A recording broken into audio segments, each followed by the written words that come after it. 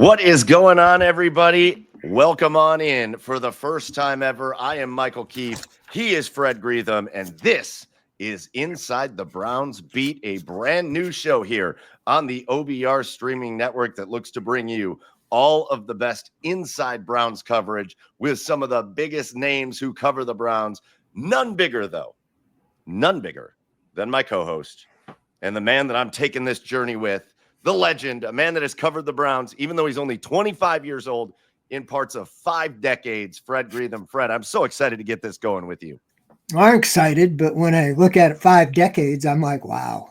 But yeah, it's been a journey, and I'm excited here to work with you, Mike, and kind of the first time we've done a little bit, when you were filling in, but I think there's a lot of new ground we can cover in this venue, and I really want to share some of my colleagues, maybe people who haven't been on the OBR network, and so I'm looking forward to it. I think, like I said, it's a journey, and getting off to start 2 weeks before the season starts.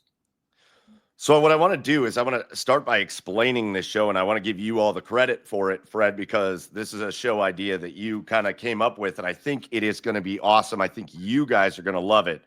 But this is going to be an opportunity for all of Fred's colleagues over in the Browns beat room, and even some more people that talk about the Cleveland Browns, to come hang out, for you to hear their voice, maybe even to let them let loose a little bit, to talk about their inside information and their knowledge of the Cleveland Browns. And I'm going to tell you, we can't spoil anything yet, but we have got a great lineup of Browns beat reporters that are going to join us over the course of this show. And, well, listen, let's just say when Fred Greetham comes to ask if you'll be on his show, you don't say no to Fred Greetham. And so far, that's been the case for our lineup. So just a little bit of, are you paying them all off, Fred? Maybe. You never know. I love it. All right, I'm doing this. I'm sorry. I had to do it.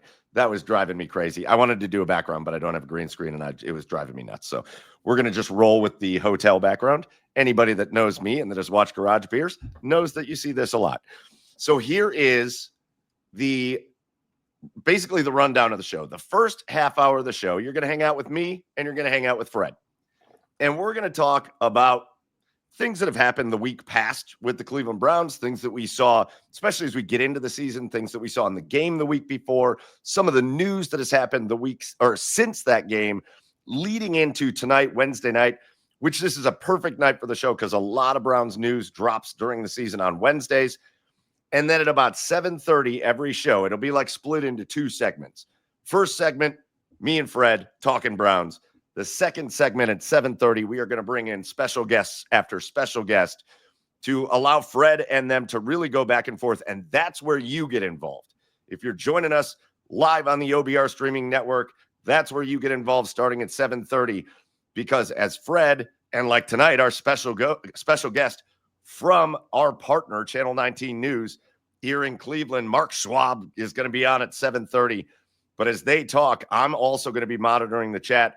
And so if you want to get your questions answered by the beat writers, by the insiders, you'll have your chance to do that. So make sure you're active in the chat as well. And that's kind of how we're going to go about it. So, Fred, I think it's a phenomenal idea. And I think as we continue to refine this over the course of the year, I think the fact that people are going to be able to hear you and your colleagues go at it and talk about the Browns is going to be a really, really awesome way to approach this season.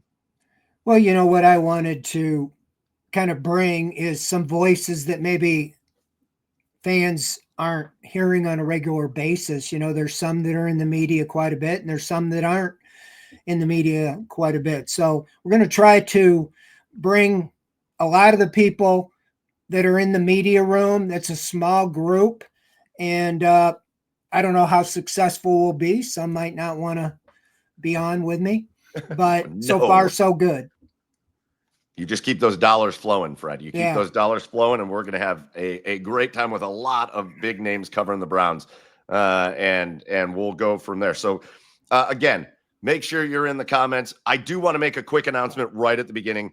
If you're used to watching us, maybe you're catching us right now on X, maybe you're catching us even on Facebook, or you're over on Twitch.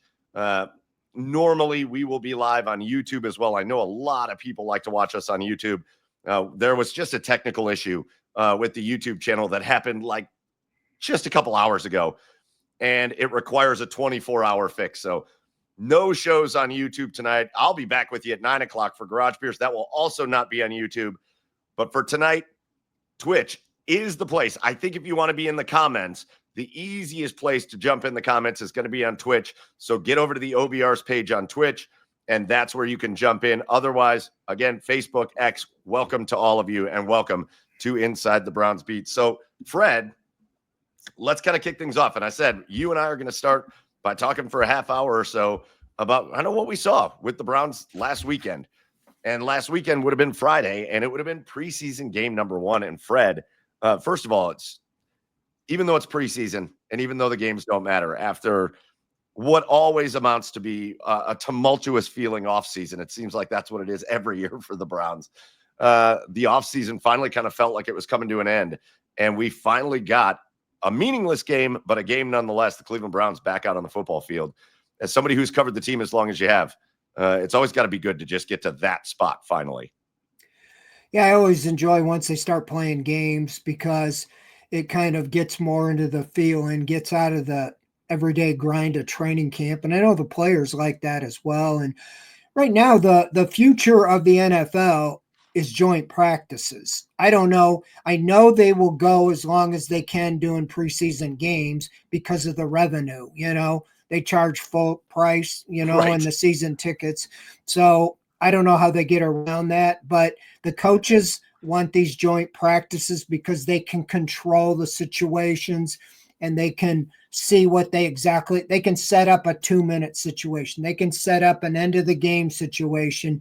And you can't do that in the game because sometimes things just don't happen that way in the course of a game, even a preseason. So, yeah, I mean, going down to Carolina last week, you got the feel. Obviously, I actually had 3 grandsons that went to the game, and for a preseason game, the prices doubled, for the tickets around where I was, or I put my kids, and that was because of Shedeur Sanders. So there's a lot of electricity in the air, even though it was in the opponent field, but you could see some things there that the moment wasn't too big for him. And that's really where I think being Deion's son is of advantage. He's been in the spotlight his whole life. It wasn't a big deal for him to have his first start on the road. And I think he showed up well. I mean, you can still see some flaws, but I think he's come a long way since the beginning. It's unfortunate that, he's not probably going to play this week after a little setback today. But, I mean, it is what it is, preseason football. But I think the Browns as a team, we saw the starters. I saw them in practice. And that's kind of what's going to be this week as well over in Philadelphia. And, as far as the game, I think a couple guys stood out. I liked what I saw Mason Graham. I like what I saw Carson Schlesinger. If those 2 guys can hit the ground running, this defense has a chance to get back to where it was in 2023. Fred, let's go back to something you said, because I do think it's interesting, and I think, again, you bring a perspective. What was the first year you covered the Browns? Remind me. I was an intern in 1981. Bam. And then I was hired Browns News Illustrated in 1982 after the internship. So the rest of the 81 season in 82, and then went to coach in Arizona for 7-8 years, and then found my way back to Cleveland in 89 as the editor of Browns News Illustrated, and did that till the team moved, and then resurfaced at clevelandbrowns.com when the internet took off during the absence of the team, and then found my way over here, Bernie's Insiders, which became the OBR in 2002. So I've been here 23 years now. Man, yeah, I love. You've told me that story like 15 times, and I'm still like, man, this is great. It's great listening to you talk about the Browns. I know everybody loves it too, but you made a point about how the preseason kind of is changing and how you think joint practices are really the way of the future, even though we may not be talking about giving up preseason games because the owners aren't going to give up any money if they don't have to.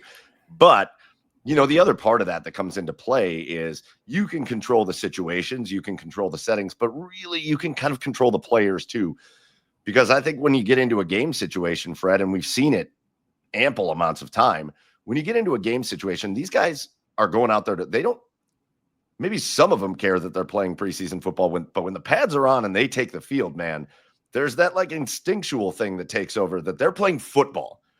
And when you have guys that are just dying to make teams and fighting for their NFL lives, and then you're going to throw a guy like maybe Joe Flacco out there, or, you're going to throw some starters out there, when those other guys are going, pardon my French, but balls to the wall, essentially 110%, because they have to, it puts players in a really difficult situation when it comes to injuries as well. So, that has to play into this as well, right? It absolutely does, because you have the 89th guy on that roster, the other team. Right. In the game, they hit the quarterbacks. And we've seen an over-aggressive guy taking a 15-yard penalty to try to make his name for himself. And you don't want that there at the expense of your star player, your whoever it is. And so that's the fine line. You think about it, you have 90 guys on the team. They have to get down to 53. So, you have close to 40 guys that are going to be cut. So most of the time you're seeing those guys that are going to be cut playing at least the second half, if not the last three quarters or more. So it doesn't really give you the best brand of football, because one or two guys every year make the team because of what they did in those preseason kind of worthless games. So it's not worthless to them. Right. But how do you balance getting your guy ready versus protecting them? And that's why these practices are so vital, because we even had, today Sanders gets hurt, non-contact drill, just throwing. So I don't know what it is with the Browns and quarterbacks, but I mean, out of 6 they have on this roster, 4 of them are dinged up. Right. It's like, doesn't seem to happen to other teams, but this team, it does. But that being said, yes. So I get the fine line, but you got to get them ready. And that's why I don't even know if Joe Flacco will see the preseason. Yeah. I would think maybe a series against the Rams, but yeah, he's the only guy still standing. Everybody, well, you don't count Tyler Huntley as far as because he just got here, but out of the 5, 4 of them got dinged up. He's the only one not dinged up. So what's that say for that geriatric set? Yeah, that's right. That's right. He's got that old man strength. It's hard to ding him up, right? That's how that works. Listen, we're going to get to more standout players and talk about that game in just a minute. But just a reminder, again, this is our new show, Inside the Browns Beat. It's here on the OBR streaming network, the oldest and largest independent Cleveland Browns site in all of Cleveland. Get over to the OBR.com, get subscribed, because right now is where all the biggest stuff is happening at the OBR. And wherever you're watching us tonight, make sure you hit subscribe, like, and again, we'll be back on YouTube. We'll be back on YouTube later. Fred, and a reminder, I meant to do this too. Remember, in about 15 minutes, we got our buddy Mark Schwab coming on. So make sure you're tuned into that because Fred and Mark are going to bring you an excellent Browns conversation as well. Go back to the game real quick. You brought up Shedeur Sanders. It's the name everybody wants to talk about. Not just what he did on the field, but then implications for that. And we've kind of gotten a good solid answer by the Cleveland Browns on how they're handling, one preseason game and what that means moving forward. But, talk a little bit about, we've been through a lot, Fred. We've been through a lot of guys that have come into Cleveland and had a good preseason game here or there. And I would say, yeah, I mean, it's. Go ahead.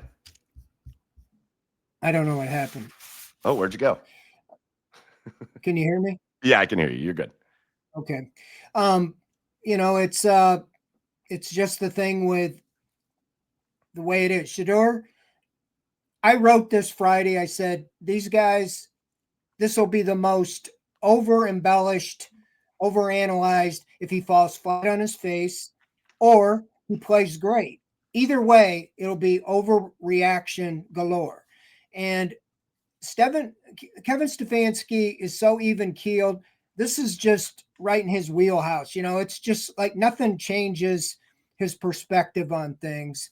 And, you know, I really don't think this changes their thinking. They are looking at this. They can say all they want about a quarterback competition. I know they like Kenny Pickett, but Joe Flacco is going to be the starting quarterback. The first 6 games are a gauntlet. And why in the world, as excited as it is to see these young guys, they're going to get their opportunities. We already talked about the injuries and so forth. It always seems to happen. But the Browns have these first 6 games. If they get off to a terrible start, you're going to take Flacco out and you're going to go with one of these younger guys. If they win and they're going to keep it going. So why isn't that the right approach? I talked to Bernie Kosar about this the other day. And going back to Tim Couch, he agreed with me that he would have been a good quarterback. He was so beat up by the time he figured things out, and he was so big and tough that he kept playing. They kept throwing him out there, and people call him a bust. Why let him be developed? Now, if Sanders was picked 2nd overall, everybody'd be expecting him to start. But obviously, that's not what happened. So this is great. If one or both of these rookies become where they feel either could be our franchise quarterback, well, the Browns are in great shape because they have one is 1 and one is 2, or vice versa, however you do it.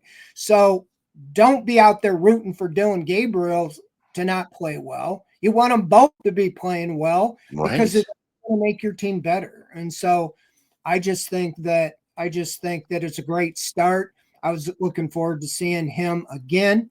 Now I want to see what Gabriel does. Hopefully he'll play and maybe, put the pressure on. You got a little bit of back and forth here with 2 rookies. Yeah, listen, I always laugh when this conversation comes up because one of the more common phrases is, what's the definition of insanity, right, Fred? It's the repeating something over and over again, expecting different results. And in Brown's world, they've repeatedly put guys into that position that were probably not exactly ready. It feels like every time they draft a quarterback, that guy is going into games when he's not exactly ready to go into games. And it really feels, and maybe you can speak to this even more, but it really feels, Fred, like Kevin Stefanski's kind of dug his heels into the sand a little bit, going, we're not going to do the same thing again. We need to maybe approach this a little bit differently. We need to make sure these guys are 100% ready to get out there before we throw them out there. Yeah, exactly. I mean, I've seen them, they throw them out way before their time, and they get beat up or things, and then they're kind of lose their confidence. A lot of it, all the way around. On a local radio, I ended up getting a gig on WTAM because I was a guest with Mike Trevisano, and he asked me about the quarterbacks, and this was Baker's rookie year. And I said, Mike, all the years I've covered the Browns, they've thrown quarterback after quarterback out here before they're ready and basically ruined them. But this year, I've watched Baker Mayfield, and he is the most ready quarterback as a rookie that I've seen. And the plan is for him to sit on the bench this year. And if you remember what happened, Tyrod Taylor got hurt in the 3rd game. Baker comes in, and the rest was history. But I didn't oppose that plan. And he was ready, more so than most others. And by where the Browns drafted these 2 guys, they're telling you they weren't ready. So why force them out there before there's a time to bring them in? They got enough pressure on them to begin with. So I agree. And that's whether you go with Pickett or Flacco. I think it'll be Flacco. It's the perfect situation to ease those guys in. Yeah, exactly right. Listen, let's go to another topic you brought up, Fred, earlier, which was some of the other standouts. You started on defense, but let me take you to the offense real quick. And when you think back to that game on Friday, maybe give me some other names offensively of guys that you looked at and went, all right, this was a guy that really stood out to me, because I think we got a really good look at some of the fringe players, guys that are really fighting to make the team. So who are some of those guys offensively that stood out to you? Yeah, I liked what I saw, Gage Lavardane, Caden Davis. Those 2 guys have been showing up off season, in the passing game and the receiving. And that's an area where they need help because, I mean, that to me was like the third biggest need, and they didn't address the wide receiver. They didn't draft one. They didn't sign a big name free agent. They signed Deontay Johnson as kind of this is your last shot deal, rookie or a veteran minimum. So I think both those guys will be around. I think one of them has a chance to be on the 53-man roster and the other one on the practice squad, but they're pushing. I think Davis could or Larvardane could unseat DeAndre Carter, the guy that they signed to be the return specialist. He's not so much a wide receiver, but if those two guys they feel good enough can be the return guy, that could push the veteran. He's 32. They could push him off the roster. So those two guys, I think, made an impact. I saw Travion Williams get in a little bit, and I think he can help. He's got experience in that running game. It's a big blow to have Judkins out. I think they were counting on him big time, even though he's a rookie, but where they drafted him tells you what they were thinking. Amani Marshall had a little bit, as well. Offensive linemen, hard to really tell, how they were doing, in that aspect. But I think for the most part, the receivers, those two guys stood out. Jamari Thrash, I think, he's been showing up in training camp, and I think he's got a role, to be third or fourth receiver as well. So that's a couple on the offensive side that stood out to me. I had my list, and you checked off all of them except for one. You checked off all of them. Right there at the end, you got one. But obviously, a lot of eyes were on those wide receivers. Luke Floria also on that list. And we know that Luke Floria suffered that injury. He went out of that game. They waived him, but I think the plan is to get him back to the practice squad for the Cleveland Browns because they do like him and they want to get him back. But I wrote down Larvardane, and I wrote down Caden Davis, 2 touchdown receptions, seemed to have a real connection with Shedeur Sanders. Travion Williams, a guy that knows how to run the football. Amani Marshall, I thought was really impressive. Jamari Thrash, I think, was an important one to bring up because I think they're going to rely on him a good bit this year. The only other one, you brought up the offensive line, but I do think if you look at what Luke Whippler did during his time during that game, he looked healthy. He looked strong. And he looked like the guy that they were pretty excited to draft and get on that offensive line and develop. So Luke Whippler was another one that I had on my list, but you nailed a lot of those. Defensively, Fred, you talked about their top 2 draft picks, Mason Graham, who faced double teams the whole game and still looked good. And you talked about Schlesinger, who, man, I think the hopes for this kid, I think the expectations for this kid are just climbing higher and higher and higher, don't you? Do you get that sense, Fred? Because it seems like he's just a natural football player. Yeah, I really like what I've seen. I wrote the story, reminded me, I'm old enough to remember seeing Clay Matthews practice, and I had to even write my story, not the one from the Packers, the one that played for the Browns. And he just reminded me of him, and he only played 15, 20 plays. I think he had 6 tackles. I've seen that since he's been here, kind of sideline to sideline. They really need him because of Hicks and JOK. I mean, I think they were hoping or still hope that JOK can return, and those can be the 2 guys. But in the meantime, they need him to hit the ground running.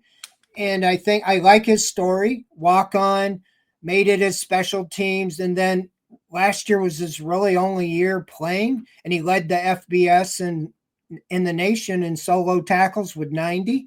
So that tells you how highly they thought of him. The previous 3 years, that pick has been traded, and the Browns had to rebuff any trade and take him, at the top of that draft, seeing the need they have. And as much as they need on offense, they spent their top 2 picks on defense. And so I think both of them look like they could have a real nice impact to hit the road right off the bat. I am interested. I'm going to run back to offense really quickly because we got a comment here. And then there's also, it just kind of adds into something. But Dylan Sampson started the game, didn't really carry the ball that much. He got the first play of the game he got to carry, but didn't get real involved in the game. Also, if we're looking at guys that we think they're going to be really relying upon offensively, we know Harold Fannin got in the game for a minute, but we really didn't see a lot of Harold Fannin going on in that game. So just your ideas of, what the thought process was with their usage of those two guys offensively. Yeah, I mean, they're really counting on those guys, and I see them a lot in practice with the 1s and 2s. And I think that if they weren't rookies, they probably wouldn't have played. But I think they wanted them to just be out on the field, get hit once or twice, and go through that. And I think you'll see a little more this weekend. But those are guys they're counting on, especially with Judkins in his situation.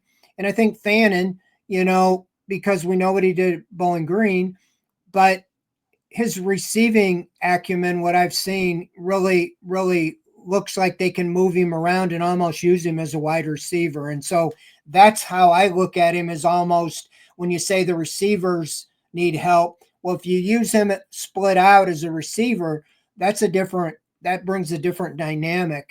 You can have Njoku in tight and him out, or double tight end. And I think it's another, but I think they're big in the plans. They just, were getting their feet wet the other night. I'd be surprised they didn't play a little more this week. That's great to know. All right, my last question, because we're getting ready to transition into segment number 2 here on Inside the Browns Beat. I see our special guest in the background, so we're going to get him in just a minute. But if we were to talk about one other thing from that game on Friday night, looking backwards, a lot of people starting to talk, and I want to hear what your idea is from inside the building and really what you've seen in camp. But we have this love-hate relationship with our kicker, Dustin Hopkins. 2 years ago, he was automatic. He was great. Last year seemed to get the yips, really struggled throughout the course of the year. And then we finally got a chance to see him again. Came out, looked okay at first, but man, barely made an extra point after one of the touchdowns, and then shanked one of the extra point attempts after one of the touchdowns, pulled it left. So starting to be any rumblings on any news with Dustin Hopkins, or how's he looking in practice? Like, are there any signs that he hasn't gotten over last year? Yeah, they haven't really done, like during the Cade York days, it was almost like every day a competition. We could see, 5 pressure kicks, and he made like every one. They did one with the Panthers, but I don't even know if you could call them good or not good. Them goalposts were like you would have for your kids in the backyard. I mean, I was like, and he made the first 2 I saw, and I think he was a little off, but it would have been good, in a game. I don't know what to say. I mean, I would think, I don't know until you get into the games how you really shake that. It just seems like it's snappers or kickers. You get the yips or whatever it is. You wouldn't think that would be with a guy who's 34 years old, been around. But I know that if you think about it, sometimes it's just like golf. You put it right in the water when you say, I'm not going to hit it in the water. I'm not going to hit it in the water. And you go right in the water. So let's just hope he gets this taken care of. But I think they're behind him. They didn't really bring in serious competition. Andre Smith is there. But I saw him miss 2 or 3 the other day at the end of practice, kind of in the 2-minute situation. They had him kicking them in Berea on Monday, and I think he made 1 out of 3. So, I think they're kind of saying they're pushing him a little, but this guy doesn't have any experience in the NFL. So it's Hopkins' job until it's not. And they gave him that 3-year contract extension last year before the season, and I think they're just going to ride it out with him. It sounded like you and I have golfed one time. It sounds like you've golfed with me a whole bunch of other times after talking about how many times it gets put in the water. All right, we're going to transition again. This is how the show's going to work on Inside the Browns Beat. It's our first one, but now we're going to transition into our next segment of the show after we talked about what we saw in the game last weekend. Now it's time to talk about what we've seen this week, some of the biggest Browns news stories of the week, and it's time to talk about what we're looking for the Browns moving into the upcoming weekend, these joint practices in Philly and all that. And in order to do that, we're going to bring in our special guest. He is from Channel 19 here in Cleveland, and he has also covered Cleveland sports for a long, long time. One of the great Cleveland sports personalities. We're bringing him in right now. It's Mark Schwab. Mark, welcome as our first guest on Inside the Browns Beat. That is quite the introduction. If I ever go. need a marketing man, you are there, brother. I'm here for you. That's why we pay him the big bucks, Mark. That's right. Wait. What's going on, guys? Good to be with you. First show. I like it. Hey, we're we excited love to having have you. We're excited the partnership we have, the OBR with Channel 19. And I know we've done Off the Leash a couple times, and I think we're going to getting ready to do another one. So Yep. We're really enjoying it. But wanted to get your thoughts, right off the bat. Let's get into it. What's your thoughts on what you saw from Shedeur Sanders? And, we got the setback today. And how do you think this shakes out with him? It's hard to say because the oblique, sometimes you see guys get this and it's, a week or two, but also there's sometimes I've seen this be an 8 to 10 week injury. We don't know which one it is. You hope it's not the 8 to 10 week because he's coming off the good outing against Carolina. I think with that game, of course, the fans and the folks and the media and the talking heads, everyone's going to get excited. He threw 2 touchdowns. He wasn't picked off. I think there were some things he did pretty well. I was surprised that some of the throws were inaccurate because was one thing we kept hearing about him was how accurate he was. But, I thought they did a pretty good job of keeping it pretty safe. There was a lot of stuff to the backs, the tight ends, some shorter stuff. The one play I loved until it ended with a bad throw was where the pocket kind of collapsed. He spins, he rolls to the left, he squares the shoulders, and then he just rips a terrible throw to Sampson. But everything he did before that was great. The another play I really loved was they had the 3rd and 3, and there was a penalty, became like a 3rd and 9. And he converted the throw over the middle for a first down. But the guys, they were bearing down on him. And he did not show any fear. He stood in that pocket and made a throw and connected for a first down. Obviously, the touchdowns were great. That first one, that he dropped that in a bucket. He had to get that over the intermediate defender. I can't remember if it was a corner or a linebacker back there. He right over the hand of that guy, right where it needed to be. So he had some inaccuracy on some throws, but others were dandies. And for a 5th round pick, I thought he looked pretty good. I thought he looked pretty good for a 5th round pick.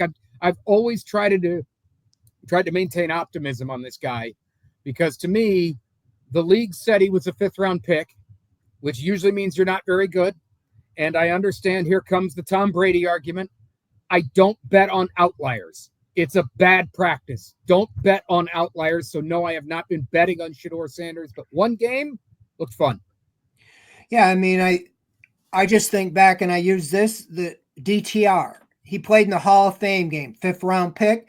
Everybody was saying we got our next, guy to take over for Watson. No, they didn't. No. And to your point, you wanted to see him stack it together. And I wrote Friday, I said, this will be the biggest overreaction. He goes out and falls on his face. It'll be a total overreaction. If he lights it up, it'll be a total overreaction. And it is either way.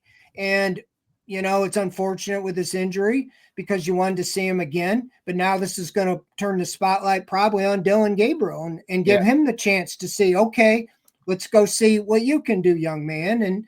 And when you look at this, how do you see where the state of the quarterbacks right now shaking out? Well, it's hard to tell with the injuries, but I thought the initial depth chart, which means basically a hill of beans, but the one they put out in the beginning, honestly, I just thought that was the order. Flacco should be the starter. Pickett is the next veteran. I don't think he's that good, but I think he's better than the rookies. He was second. That made sense to me. Dylan over Shedeur made all the sense in the world. The Browns told us they liked Dylan Gabriel more than Shedeur Sanders when they drafted Dylan Gabriel over Shedeur Sanders. That pecking order should not be news. I understand it's there. We have to treat it as news. We have to talk about it. But Flacco's better than Pickett. Pickett's better than the rookies. They like rookie 1 more than rookie 2. It made a lot of sense. That's to me where it should be. And that's the depth chart I want. To me, I think Flacco has to be the starter if you have any chance to be good. And I can tell you a story. I don't know if it's a good one, but I can tell you a story where the Browns are good this year. Joe Flacco has to play until they find out they are not. And I mean because they've absorbed so many losses, not because they don't look good in training camp. Hey, guys, I want to jump in real quick. And Fred, I want to ask you this question, too, because while we're sitting here on the quarterbacks, I think one thing that's on a lot of people's mind, and again, I do want to remind everybody watching and listening now's your time to join the show. Get into the comments if you want to be a part of the show. Ask a question. I'll put it up here for Fred and Mark to talk about. But, guys, I do want to ask this. I think I don't know how I'm seeing it, but I want to know how you are. as this season gets closer and these 4 quarterbacks, I know Tyler Huntley's there and I know Deshaun Watson exists, but these 4 quarterbacks are the 4 guys that we're primarily looking at them building this room around. Do you view it as becoming more and more likely that there's a shot that they finalize this roster with 4 quarterbacks on it? Oh, I think for sure that's going to happen. They're not publicly going to not say that, because if they're trying to trade, if they feel good enough, I feel the competition is more for the backup. If they feel between Sanders, Gabriel, they can back up Flacco and they can get something for Pickett, they will. They're not going to devalue an asset by saying, he's not going to play, we're not going to use him or whatever. Like they did last year, they kept 4. They kept Huntley and Winston. They tried to trade Winston or Huntley. Neither of them, were able to get traded. So then they cut Huntley and went in the season with 3. But this, I think they could keep 4, because with a 69-man roster, you have to look at that, with the practice squad. You can load up on offensive linemen on the practice squad or DBs or different positions. And so that's why I think for a while, if they're not sold that Gabriel or Sanders could immediately step in for Flacco, they would keep Pickett or keep a backup, because they don't want to get into the Deshaun Watson can't play and you're throwing out a rookie after you traded Josh Dobbs and you start him against the Ravens and he gets annihilated. So I think they learned their lesson there, but we'll see. That's my opinion. Yeah, I think they have to keep 4. I mean, the only one you can make a somewhat logical argument to move on from would be Pickett, and even still, you traded for that guy. You gave up assets. They didn't give up much, but you gave up something to get him. But look, they don't have a quarterback. We all know that. And since there's no real good solution at this point, just throw a lot of darts. And if you take 4 darts, well, that's more than 3.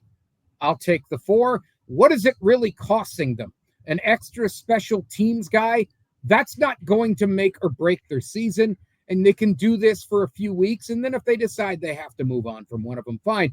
I think they look ridiculous to move on from Gabriel. They picked him in the 3rd round, so he's going to be here. I'd be surprised if they moved on from Sanders. They traded up to get him, despite him falling to the 5th round. And why would you move on from Joe Flacco right now? He's clearly the best guy. So maybe Pickett, but I think they keep all 4. I'm fine with that. Yeah, I think that's what they're thinking. When I asked Andrew Barry, and he said he looks at the final 5 spots on his 53-man roster as developmental players. So that's telling me one of those rookies he's looking at as a developmental player. I wonder who, and so, I mean, they can exceed the expectations, but I agree with that. I think they look at it as assets, and you'd rather have a quarterback that maybe somebody will come calling and give up some asset. And like you said, a $2.6 million contract, expiring contract on a quarterback that has a little bit of experience could be valuable somewhere between now and the trade deadline. So that's what I think they'll do. Guys, I have what to do you tell think you. about? Go ahead. So go ahead, Fred. I was just going to ask Schwabi as far as the run game. I mean, Judkins' legal issue is a big blow. Yeah. To what they had planned. And how do you think, it's going to shake out here? I don't, I would answer that question with a question. Does it matter? And here's what I mean by that. Like, I think we know what Jerome Ford is. He's okay. Sampson is a bit of an unknown. Of course, he's a rookie, but he was a 4th-round pick. And yes, those guys can hit, but I don't know if it's likely that he's a star. I think obviously Judkins is the best guy that has a chance to be a star. We have no idea when we're going to see him. I think this running game will be extremely average until whenever he gets back. It'll be an average running attack that will be aided by guys that hopefully run block well. I had said, I can tell you a story where the Browns are good, and that involves the defense playing well, Joe Flacco holding it down, and the offensive line plays well, and they can run the ball enough. Losing Judkins hurts that. But I don't think it'll be a bad running game. I just think it'll be kind of an average one until we see the rookie from Ohio State. Yeah, I think it's going to be by committee, group like we've seen without Chubb the last 2 years. Mike, what were you going to say? Oh no, I don't want to go back. That was quarterback thing, and I was going to admit something that was real embarrassing. So I'm not even going to go there. But I will ask you guys this question. You while were we're going on to show us Judkins. your Deshaun Watson fan T-shirt, weren't you? Oh, hey, you knock it off! Don't you make fun of my T-shirt collection. That's going to be vintage someday. While we're on running backs, though, listen, we have gotten a little bit of news on Judkins. Obviously, I'm not a lawyer, and I don't know if either one of you are lawyers in your spare time, but No. we did get that news on Judkins that he's probably not getting tried for anything until after this NFL season. We've seen situations like this happen in the NFL, and it makes you wonder if that doesn't spur a little bit of a time frame of the Cleveland Browns and looking at Judkins. So I just wonder if you guys have heard anything on that front as far as could this be something that moves along? Obviously, the league's also going to have their say in a situation like this. So I don't know. Do you have any kind of stance? I haven't heard anything. I mean, there's no leaks coming out of this group on this topic, like there are on other topics, but I haven't heard anything like that. And Kevin was asked Monday and he said, no update, 2 words. Yeah, we don't have one. I think at some point we'll see him. I just don't know when. I mean, obviously what he's accused of is terrible and absolutely should never happen. By the way, sidebar, why do teams have to tell their players to not beat women? Like, this needs to be explained. But anyway, his career is not over. We've seen guys do this and play. We've seen guys do probably worse and still play. So his career won't be over. But since he had not signed the contract, if you're the Browns, you're going to be like, whoa, wait a minute. You wanted this, and now the circumstances have changed a little bit. So we don't know how that's going to shake out. I just know we'll see him at some point. I have no idea when. I'd be surprised if he didn't play all year. I think, because, when was the last time a rookie didn't play his rookie year over something like this? I don't remember it ever happening. Well, I'm concerned that he follows the same fate that Michael Hall did last year. He had a domestic violence. His girlfriend or fiance recanted, but he still got a 5-game suspension, and he never caught up. He got injured, and his rookie year was basically a waste. And I'm afraid if Judkins, is suspended for any length of time, already being in here late, he could suffer the same fate. These first 6 games to me are the most important games for him to be here because they need to slow the game down and get a running game and all that. So, I just don't know what to expect there, but it's a concern. I wonder. Go ahead. I was going to say, I wonder how much of that, though, when you compare his situation to Hall's, running back sometimes is such an instinctive position. Of course, you got to learn the plays and the blocking assignments and things like that and the audibles. But once there's a snap and you go, and he is such a good processor when things are developing in front of him, I wonder how much of that won't matter because it just becomes him relying on his ability to a degree. He can still make mistakes and bad things can happen, but I don't know if it's as important for a running back to get all of that time as a defensive tackle, but I could be wrong. Well, that's a good point, is that running backs can assimilate a lot quicker. And he was here for the entire offseason after getting drafted, including the mini camp. So he was running with the first team. So he's got to have it's just getting up and, so that's a good point. I think he can interject quickly. We have a couple questions, Mike. You know what? I do have a couple from the chat. E. Gillen one. While we're kind of on this offense situation and what they're going to look like, I do think maybe some people have started to think a little bit more positively about the Browns wide receiver room. But E. Gillen in the comments wants to ask you guys, do we have a slot? Well, I thought it said receiver for a minute. I read it wrong, but we'll just go to defense. It's okay. E. Gillen has a good question. We're going to go to defense. E. Gillen wants to know if we have a slot corner on this football team. Do they have a good one, or do they technically have one? I think, Fred, am I right? Is it Cameron Mitchell right now running as the nickel? Yeah. The Emerson blow is big. Right. They had Newsome in the slot primarily. He's now moved outside when he's on the field. He's been not practicing for a week or so. But Cameron Mitchell has been working outside, opposite of Ward. But Miles Harden was a guy they drafted. He was a slot corner. Not too many times does a guy play slot corner in college. He played his whole college career as the slot corner, but you draft him in the 7th round, and he missed most last year to injury. So I think Mitchell or Harden are the candidates, but I have seen Jim Schwartz has been using 3 safeties a lot and putting one of them in the slot, so they're mixing and matching, trying to come up with some solutions. But, that's going to be, that to me is the biggest concern, is the secondary, the depth. That's why it's so important that the defensive line almost is dominating, so the quarterback doesn't have any time to pick the receivers or, to pick the secondary apart. Well, Fred, I think that leads in one of the topics that you had brought up that you wanted to talk about was just defensively in general.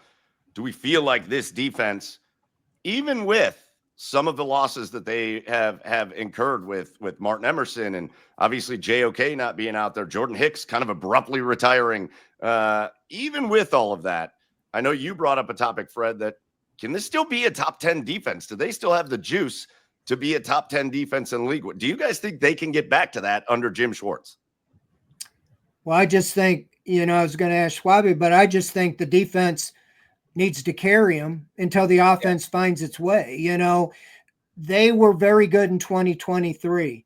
Last year, they slipped back. A big part of it was they couldn't get off the field on 3rd down like the year before when they were number 1, and the turnover situation. 4 interceptions. You see a high school kids get 4 in a game. They had 4 the whole season. And I think that losing 3 starters before the season even started, and JOK, Hicks, and Emerson, is a big blow. But I like what I've seen with Graham, and I like what I've seen of Schlesinger. And if those guys can have an impact, I don't see why they can't be. That defensive line looks really good. I think Malik Collins is an upgrade, especially in the pass rush on the inside, and Graham as well. They were double teaming Graham in the preseason game, and that's when Myles Garrett was not playing. So I don't know what you think, Schwabi, but I think that's the path, is great defense. I think, the question was, can they, not will they? And I appreciate that, because those are 2 different things. Yes, I feel like anytime you have elite assets, and especially if you have multiple elite assets, you have a chance to have a dominant side of the football. You can say whatever you want about the Cleveland Browns. We know Myles Garrett is an elite asset. I feel like Denzel Ward is an elite asset. They did lose one in JOK, and that hurts. And the Hicks thing, that certainly hurt. But they still have guys that are just supremely good at their position, and they play that way at premium positions. So, I can tell you a story where the defense is pretty good. Do I believe the story? I don't know, because of the losses of linebacker that can be tough. And now you're plugging 2 rookies in. I do think Graham needs to play well. PR doesn't win anything, but if they need a win after that trade, right? If Graham goes out and stinks and Travis Hunter tears the joint up, I don't care what they do with the rest of the picks. They're going to look silly for that. So can they? Yes, they can. I don't know if they will, only because of the losses of JOK, Hicks, and now Emerson, but it is still possible. Myles Garrett just destroys things, for crying out loud. Yeah, I like what I've seen, but it has to translate to the field. And I just think that that's the pathway. You talked about a story, get back to the top 10 in defense, and then get back to your basics of slowing the game down, running the ball, and let Joe Flacco do some play action passing, and hopefully you score more than 15 points. The defense in the first 7 games last year played well enough to win 5 of those games. They only gave up 20 points in 2 of those games or more. And the offense couldn't score more than 16. That's why they lost all the games. And I think the defense said, comes a point where you kind of start dropping down to the level of the other side of the ball. So hopefully they can do that. What's your biggest concern going in the season as you see it right now, Mark? The Browns being the Browns? Is that a bad answer? There have been so many times we have seen this team snatch defeat from the jaws of victory. Last year, like you just touched on it, Fred. They played tremendous defense early, and they just couldn't get out of their way. And eventually, the defense was like, "All right, whatever." I think anyone watching this team last year felt like after 3 or 4 weeks, we knew who they were. Like they should be better, but they're not, and they weren't. That's my biggest concern. They have some good players at premium positions on defense and on offense. I think offensive line is very important. We all know that. They've got premium players there. And basically here's what this question kind of down the street from. If you say, how concerned are you? It's almost like asking, hey, do you think the Browns will be good this year? Whoever feels good saying yes to that question. I sound like such a Johnny Raycloud schmuck, but they always find a way to screw it up, other than 2 years ago and the one time with Baker. But for the most part, it's been lousy because the Browns are the Browns. And I wish they'd get it fixed because we're all tired of talking about the same stuff. Well, we already talked about the quarterbacks, but I wanted to ask is how does injuries in the Browns quarterbacks go? You have 5 quarterbacks, you have 4 of them are dinged up. I'm not counting Huntley. How can that be when you see other teams? The only time you hear about the other team's quarterback is if they have a season-ending major injury. The Browns are always injured. 9 starters in the last 2 years. What is the deal with this? I don't know. And the funny part is there's been all these new metrics about soft tissue injuries in training camp, right? And give a guy a day down. And Fred, you've seen this play out a million times at practice. A guy's just down for that day, or they lighten his reps because there is some kind of formula they have on how to lessen the chance specifically of soft tissue injuries, because guys run into hamstrings and tweaks and pulls in training camp, and it blows up the end of camp and the beginning of the year and still applying all that, they can't get 2 hamstrings and an oblique. Right. And and Watson is useless. I mean, even when he is out there, he doesn't play, but he keeps it. I don't know. It's wild. I don't quite understand it, how it's happened to this degree. I know some fans will always bring up, things like, well, is the training staff doing everyone's doing what they're supposed to do, as far as we know. And it's never wise to blame a team doctor or a training staff for a pile of injuries. I don't know what it is. It's weird. They've got 6 quarterbacks, if you count Huntley, and they still don't have a quarterback. And now only like 1 or 2 of them can even walk. It's weird. Well, think about this, is that by the time they go at this rate, by the time Watson's eligible to play, don't you say this. Don't you say it.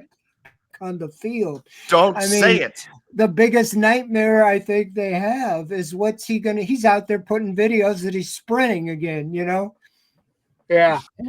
What is that, by the way? It's the guy the offseason is like every week, here's another Instagram of me on the treadmill. Hey, thanks, man. Stop throwing to linebackers and firing the ball to the goalpost in the end zone.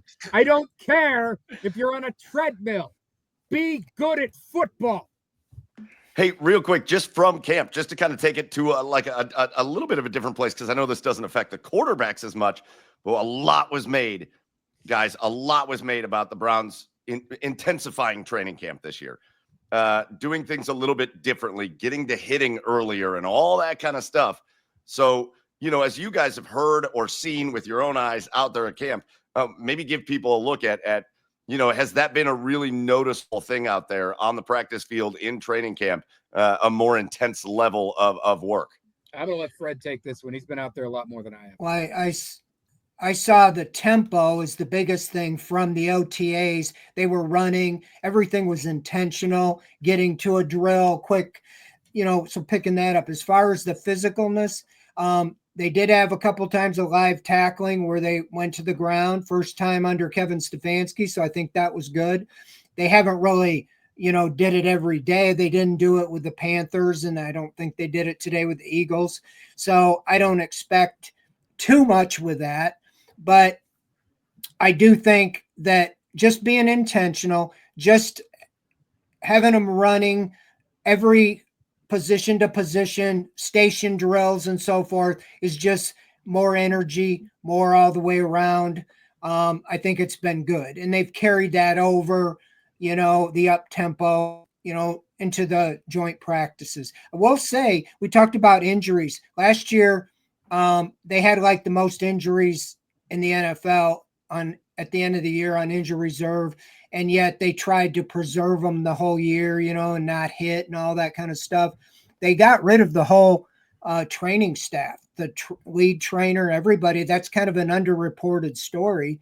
And already you're seeing all these injuries. So I don't know.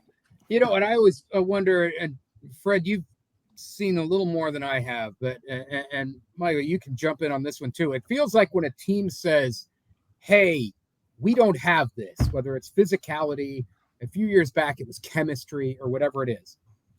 And then they try to like artificially create it. How often does that end well? Like, do you get the end? I actually do think they got it with chemistry. Some of the trips that they did to West Virginia, maybe that did help.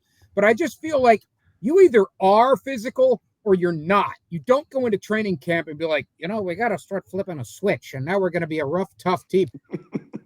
You either are or you're not. In most cases. So I don't know how much this actually means when they say we're going to do all this stuff, energy and hustle and bustle. And, it's like Iron Mike Tyson. Everyone's got a plan to get hit in the mouth. Exactly. It's kind of like leadership. It's like, okay, Mark, you're the leader, right. That leader organically, you have leadership or you don't. Right. And, that's what you're waiting to emerge, not just anoint somebody. You're a leader. Yeah. And the other thing is, and this can be a danger, too many lead by example guys, right? There is nothing. I'm going to go back to Eric Wedge on this one, the Indians manager from back in the day. And oh no. Well, he flat out said this in a press conference, and I was surprised because I felt like somebody needed to say it, and Wedgie finally did. He said, lead by example is fine, but you can have too many of those guys. At some point, you got to go out and get in somebody's face, right? And if all you have is lead by example guys, you're missing some stuff. You need more than that, and that's what the Browns need. They need more than that. I think it's also an acknowledgement to answer your question earlier.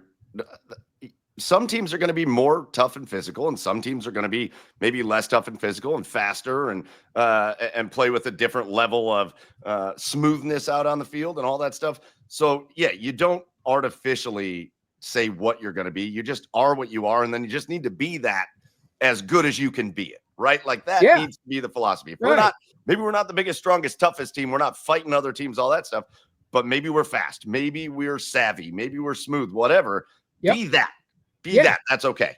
I mean, you can line a Lamborghini up against an F-150, and the Lamborghini with its speed is going to blow the F-150 off the road, before the F-150 can get to the rough and tumble off-road track. You know what I mean? Sometimes, yes, if you're going to be the speed finesse team, do that, do it well. You can still sometimes, be better than the physical team. Be you. Quit trying to be who you're not. We don't know who they are yet. I'm not saying they're trying to be something they're not. We don't know what they are yet. Absolutely. So real quick, guys, 2 quick things, and then we'll get you out of here, Mark, and we'll wrap up our first episode here. It's been awesome. It's been so much fun. You guys in the comments have been amazing. But let's look. They're in Philadelphia now. So let's just quickly transition to that. They're doing the joint practices, which, again, Fred and you and I already talked that they view those as the most valuable of the practices, more than even preseason games. But, guys, just talk about what we're looking for here. We've talked about injuries and all that. But based on what we've seen so far through camp, based on what we saw in game 1, what are we looking for in these joint practices with Philadelphia? And when they play this preseason game coming up, what do we want to see in that preseason game? For me, stuff like this, I always want to watch how the secondary does against the receivers, right? What's the coverage like? Are you really being a pest to AJ Brown? Because now this counts, right? It doesn't count for like a game, but we all know when they're doing the joint practices, it means a little more to the guys. They want to beat that guy. And it seems like with great coverages and that's kind of what I want to see is how well do they cover their receivers, the secondary. Also, just the simple stuff. Do they get any big fights? Are there any fights? Yeah, I think Tony Brown got in a little kerfuffle today, but you want to see a little, but you're right. A couple years ago, the Eagles came here. A.J. Brown just lit up the Browns secondary. And we kind of knew what was going to happen that year. They just were way more physical than the Browns were. And the reports today that the defense really played well against that Eagles offense. And so that's the recipe we're talking about. I think the offense is going to be a work in progress. But yeah, you want to see guys show up in the practice. And then I want to see the younger guys, see what Dylan Gabriel does. Deontay Johnson has some things to prove. And, when you talk about the practice tomorrow, you want to see, maybe a little more step. You heard the Eagles' dominant defense really, showed up today against the Browns offense. So you want to see them strike back a little bit and say, look, you're not going to bully us 2 days in a row. So we'll see. Guys, the last thing I have, a news story we didn't hit on, but I'm going to take it back to something you talked about before, Mark. You made this is your quote. You said Myles Garrett destroys things. He destroys left tackles. He destroys right tackles. He destroys quarterbacks. He destroys speed limits. He destroys speed limits. So Kevin Stefanski was asked about that today, and I think Kevin's always very careful on how he talks about his players. I think you guys know that as well as anybody. But I think what he said, the extremely disappointed comment, was a little bit more even firm than I thought he would be. So what are your thoughts on A, how Kevin handled that, and B, Myles Garrett just clocking in over 100 miles an hour again? Well, I think Kevin handled that as aggressively as Kevin Stefanski will ever handle something. You're right. He's never going to say anything bad about his players. Every once in a while, you'll get something like that, and that's about as tough as he's going to get in the press with somebody. As far as Garrett, I mean, look, this is who he is, right? It's 6 of these going back since 2018, I think. Gets the big contract, and part of that was they wanted him to be more of a leadership type of guy, going back to lead by example. He's not even doing that, for crying out loud. 171. It's stupid. We all know it's stupid. We obviously is well documented the past history with the accident. Here's the deal. At some point, you just realize this is what he does, and he's not going to change. He's going to be irresponsible with traffic laws within the state of Ohio. And that's what you're talking about. An example. What do you think when Shedeur went to him, or he went to him and said, well, couldn't you have done 110, Shedeur, Right. It's like, what kind of deal was that? Expect, when you're top guy. So yeah, it is very, but you're right. That is Kevin Stefanski. He didn't say extremely disappointed. He said extremely disappointing instead of pointing it, calling him out specifically. So that is about as most difficult that I've seen Kevin Stefanski being emphatic about it. He's just even keel right along the line. So, Mark, I want to give you last word, and it's just a follow-up to this because I do think it's a fascinating conversation. So final word here on Inside the Browns Beat. We've talked a lot about locker room dynamics. We've talked a lot about leadership and leaders. Take a guy like Myles Garrett. Does he necessarily have to be a leader just because he's the best player? Do we not see plenty of examples around the league of guys who aren't necessarily the best leaders, locker room guys, whatever, but they're the best players out on the field? Maybe Myles Garrett, maybe they're looking for something. We've talked about not forcing things. Don't be artificial. Are they looking for something that just isn't there? Yeah, they might be, because I feel like I did think Myles a couple of years ago started to be. He felt a little more unrestrained in his Friday press conferences, where he would kind of call out, maybe not guys by name, but groups of players, and it was like, oh, he never used to do this before, but now he's. But that I always feel like that was the most he ever did, and I don't think he's going to be like a true leader guy. And you're right. That's a new term, by the way, a leader guy. I think you're right. That's a great, does he need to be? Well, in absence of anyone else, he is their best player and he is the highest paid. So by default, it kind of falls to him unless another candidate shows up. And sometimes the best leaders are not the best players. I just don't know if they have a guy like that right now. So it falls to him because I guess he opened the Autobot matrix of power. I was just thinking they should take that 186 acres that until they got the dome built, make an oval, and just let them get it out of their system over there. It'd be fun to watch from the airport. All right. Listen, this has been great. Schwab, you've been awesome. If you want to watch more of Mark Schwab and Fred Greetham, because Fred, you've been on a couple times now, you can check out Off the Leash. That's happening over there on Channel 19. That's a really great, fun watch talking about the Cleveland Browns over there. And I know, Fred, you said you think you're getting ready to do another one. Got another one tomorrow. Another one tomorrow on Thursday. Got another one tomorrow. And so, and you can always catch Mark on Twitter at Mark Schwab. Catch him on Channel 19 News. Schwab, Mark Schwab, it has been awesome having you here. We love that you're our first guest on Inside the Browns Beat, and we really appreciate your time. Honored to be here, Thanks, guys. Mark. Thanks for having me. Thank you. Appreciate it.